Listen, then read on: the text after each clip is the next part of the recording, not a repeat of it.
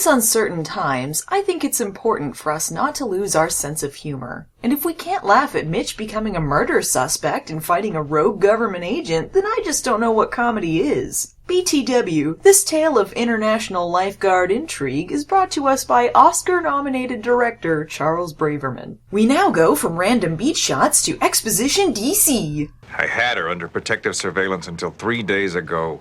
Catherine Larson has information that will put Edward Falcon away for life. Yes, sir. She uncovered it while writing an investigative piece for World Journal magazine. I'm aware of that, sir. Then I'm sure you're also aware that Falcon has the resources to neutralize Miss Larson. First and foremost, I gotta give props to Baywatch for not using "as you know" and instead replacing it with "I'm aware of that, sir," which is just good writing. Secondly, Edward Falcon. Surprise of all surprises, Edward Falcon is in fact an alias. Someone has been selling classified military info, Catherine is a reporter who uncovered this information, and now Mr. Falcon wants her dead. Please try and act surprised when the same government agent who had her in protective custody tries to kill her. Meanwhile, in more important matters, Eyebrows and Summer are proving how not Eddie and Shawnee they are by Eyebrows wanting to move into a houseboat together. Mitch! Eddie and Shawnee loved living together on that boat, didn't they? Look, I honestly don't care. I love being our own characters. I'm gone after this season, Matt.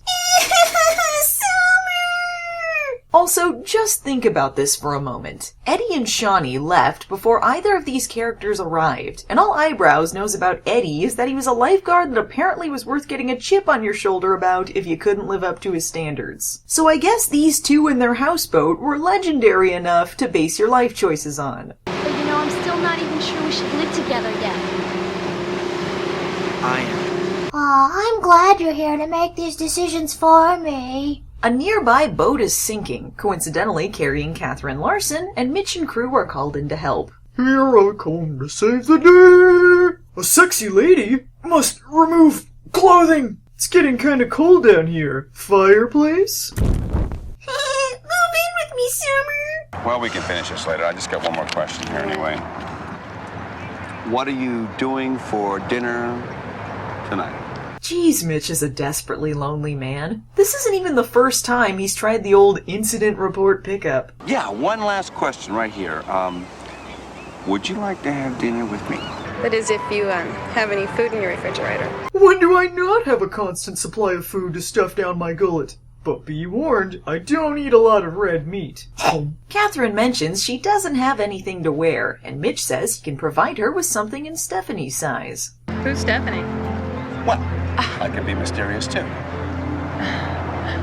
Touché. This is so fucking weird. I'm telling you, Summer, we should pool our money and buy it together.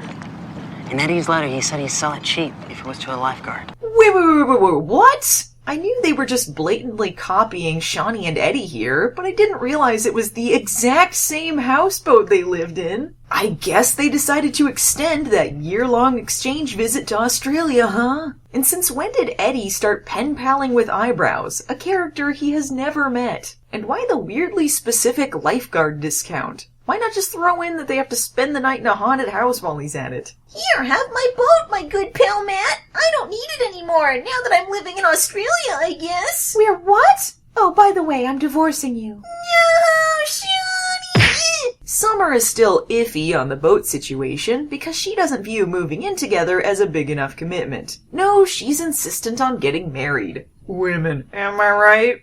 But marriage. Oh, I know. I'm not ready for that either.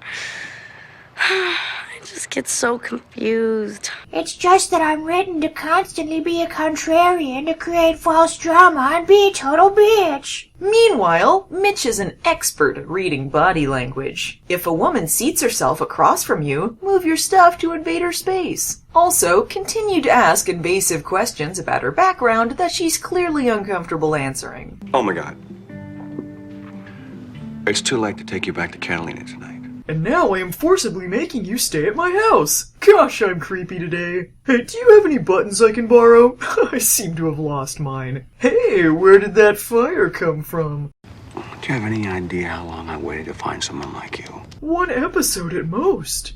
Is there a good way to say goodbye when Leaving all you had, 'cause your love has run dry. Kate.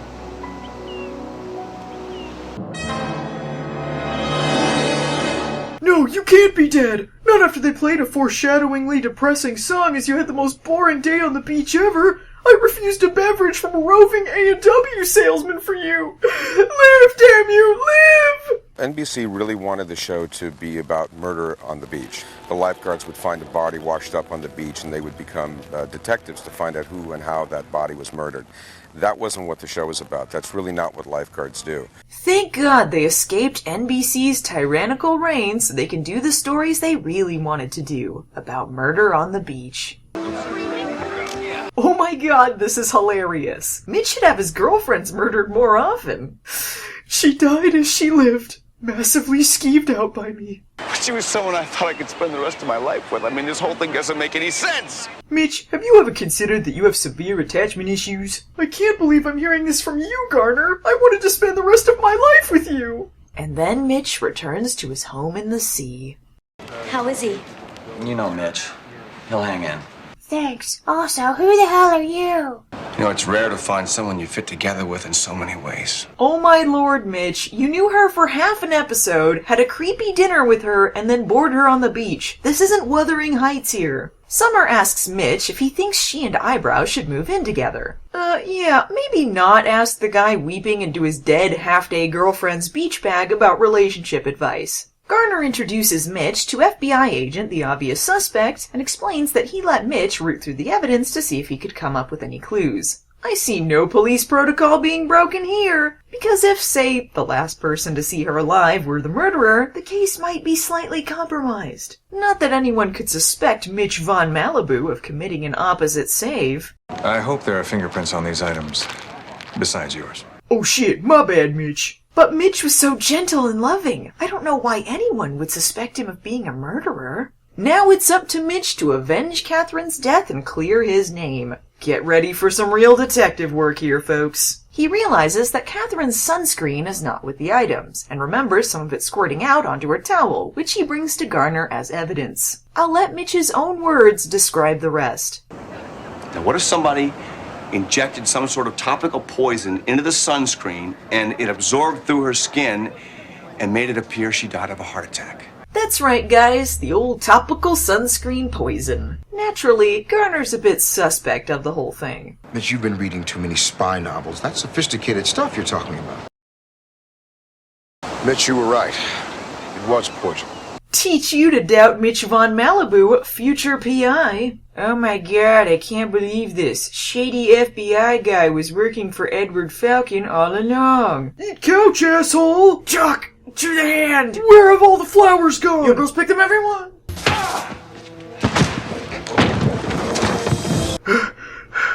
I've got a message for your boss.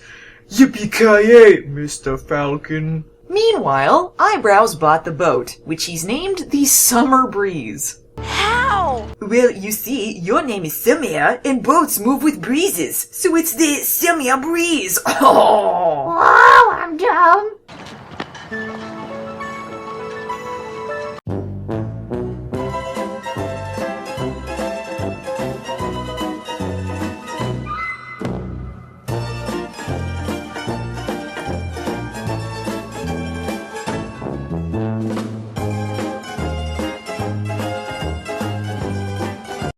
Next time on Baywatch, Baywatch gets their own TV show. Preposterous!